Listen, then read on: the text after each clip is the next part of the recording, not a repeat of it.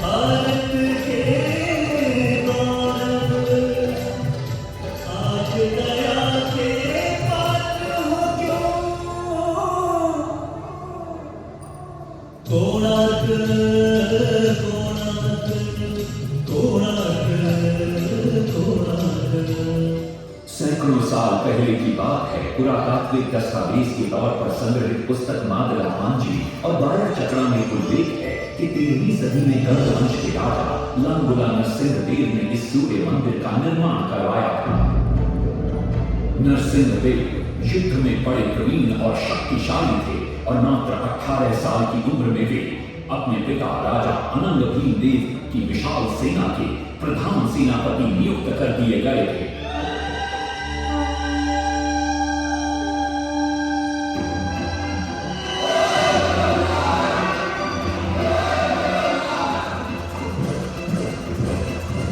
सेनापति बनने के बाद नरसिंहदेव ने अपने कुशल नेतृत्व से दक्षिण के कई आक्रमणकारी राजाओं को युद्ध में पराजित किया।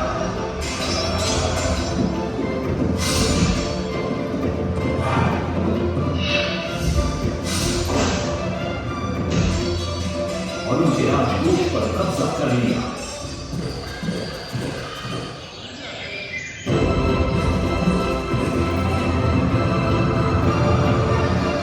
तत्पश्चात उन्होंने विजय गोंडा, जिसे आज हम वारंगल के नाम से जानते हैं,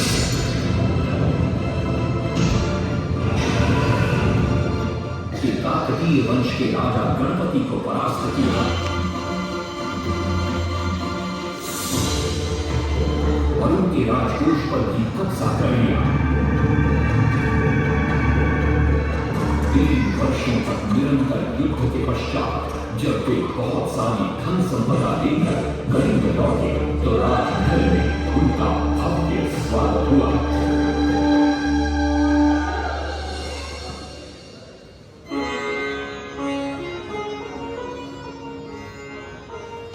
राजमाता कस्तूरी देवी पुत्र नरसिंहदेव की वीरता से बहुत प्रसन्न हुई और पुत्र के सामने अपने मन की इच्छा प्रकट की। कहा, तुम्हारे पिता ने शंख क्षेत्र पुरी में भगवान जगन्नाथ का भव्य मंदिर बनवाया है। मैं चाहती हूँ कि तुम पद्म क्षेत्र कोणार्क में उससे भी भव्य और विशाल सूर्य मंदिर बनवाओ। किंतु नरसिंहदेव माता से प्रति प्रश्न करते ही, सूर्य मंदिर ही क्यों, और वो भी कोणार्क में? तब राजमाता कस्तूरी देवी बतलाती है, द्वापर युग में भगवान श्री कृष्ण के पुत्र सांब बड़े ही सुंदर और सुकुमार थे।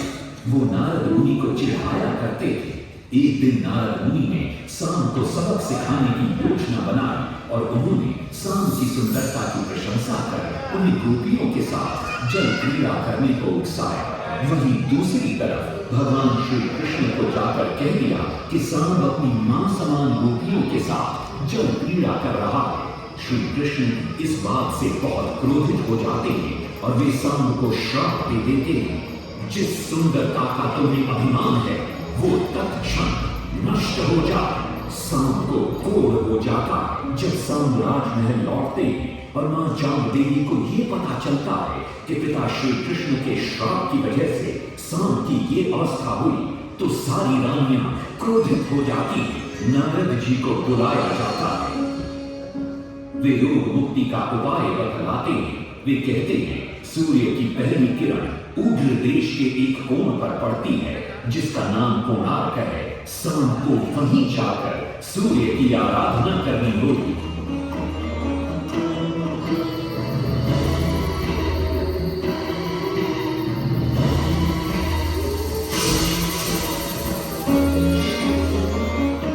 बहुत ही लंबी और कठिन यात्रा के पश्चात सांब अपने सैनिकों और सेवकों के साथ कोणार्क की चंद्रभागा नदी के तट पर पहुंचते हैं और नित्य प्रातः स्नान के बाद सूर्य की आराधना आरंभ करते हैं।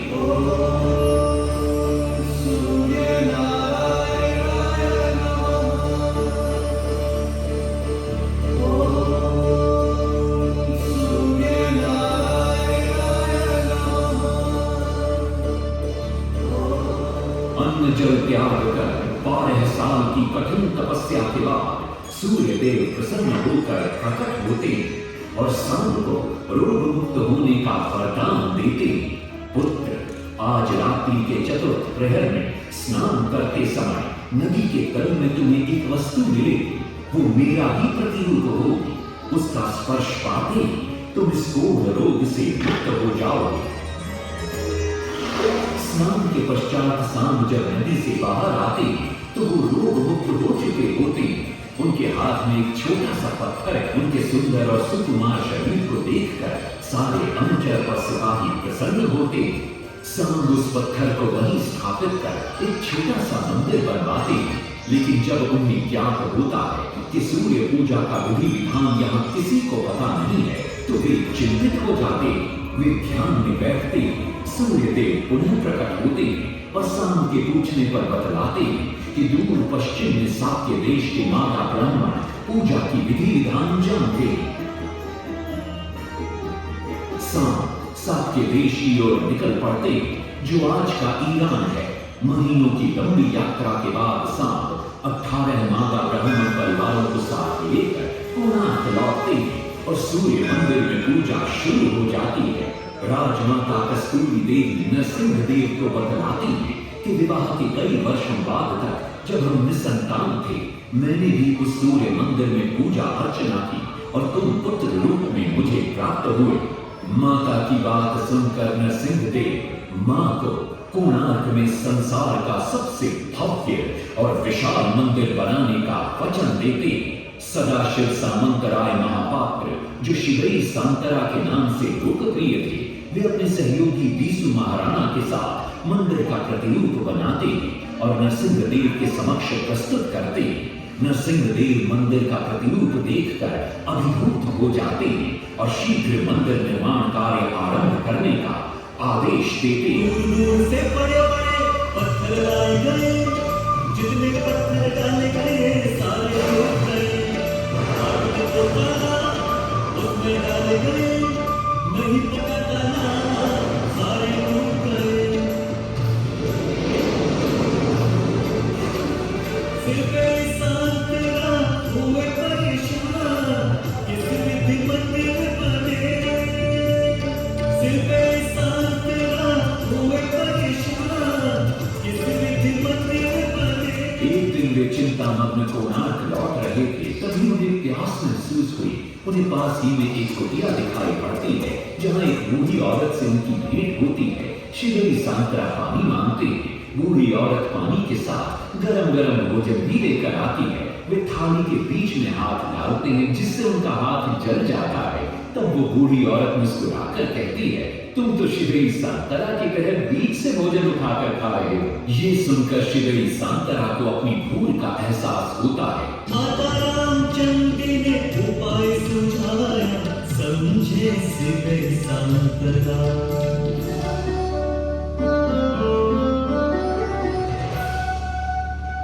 तत्पश्चात वो किनारे से पत्थर डलवाना शुरू करते हैं और मंदिर निर्माण का कार्य तेजी से आगे बढ़ने लगता है। 1200 शिल्पियों ने 12 वर्ष में मंदिर बनाया। घोड़े साथ सजा कर रथ में समझो चरख बनाया।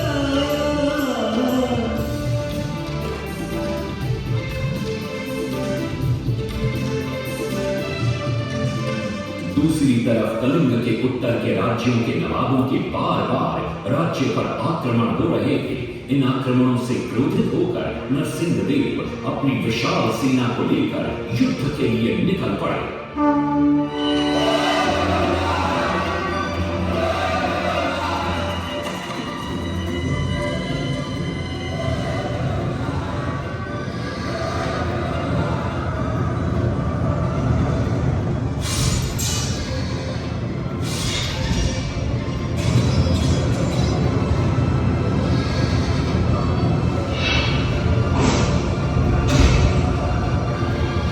शक्तिशाली गौड़ बंग के नवाबों को भी युद्ध में परास्त कर दिया और उनसे प्राप्त सारा धन अपने कब्जे में लेकर सूर्य मंदिर के निर्माण कार्य में लगा दिया। 1200 कारीगरों के अथक प्रयास से 12 साल बाद विशाल और भव्य सूर्य मंदिर बनकर तैयार हुआ। उस समय के लोगों में वास्तुशास्त्र, ज्योतिष शास्त्र और खगोल शास्त्र का जो ज्ञान था, उसे देखकर आज के बड़े बड़े वैज्ञानिक भी आश्चर्यचकित रह जाते हैं। कई प्रयासों के बाद भी मंदिर के गुंबद पर कलश स्थापित नहीं हो पा रहा था। क्रोधित नरसिंहदेव ने आदेश दिया कि कल प्रातः काल तक यदि कलश स्थापित नहीं हुआ तो सबके सर धड़ से अलग कर दिए जाएंगे। सभी शिल्पकार घोर चिंता में डूब जाते।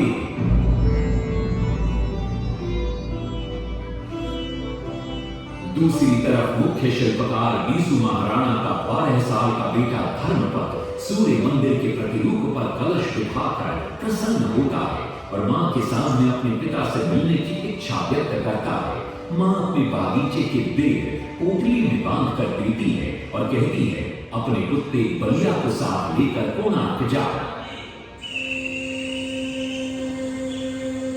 बलिया अपने मालिक को पहचान देता है और बीसू महाराणा से निपट जाता है। धर्मपद अपने पिता को प्रणाम करता है और अपना परिचय देता है। सबको चिंता में देखकर वो अपने पिता से इसका कारण पूछता है। कारण जानकर धर्मपद कहता है, अगर आप आज्ञा दें तो मैं मंदिर के गुंबद पर कलश स्थापित कर सकता हूं। शिवे सांतरा धर्मपद को अनुमति दे देती। धर्मपद गुंबद पर चढ़ जाता है और कुछ ही समय के प्रयत्न के पश्चात वो कलश को स्थापित करने में सफल हो जाता है। गुंबद पर कलश स्थापित होते ही नीचे गर्भगृह में चारों दिशाओं में लगे चुंबकों के आकर्षण से सूर्य महाप्रभु की मूर्ति शून्य में स्थापित हो जाती है। सब धर्मपद को कंधे पर बिठाकर खुशी से नृत्य करने लगते हैं। तभी कुछ कारीगर इसका विरोध करते हुए कहते हैं, अगर सुबह राजा को ये पता लग गया कि इस बच्चे ने कलश को स्थापित किया है तो किसी का बचना संभव नहीं है, इसलिए धर्मपद को मरना होगा। इस बात से शिवे सांतरा बड़े क्रोधित हो जाते हैं। भीषण वाद विवाद छिड़ जाता है। ये सब देखकर धर्मपद गहरी चिंता में पड़ जाता है और वो सोचता है कि यदि मेरे जीवित रहने से इन सब का सर काट दिया जाएगा तो इससे अच्छा है कि मैं आत्म बलिदान कर दूं ताकि सबके प्राण बच जाएं। और उसी पल धर्मपद नवनिर्मित सूर्य मंदिर के शिखर पर चढ़ जाता है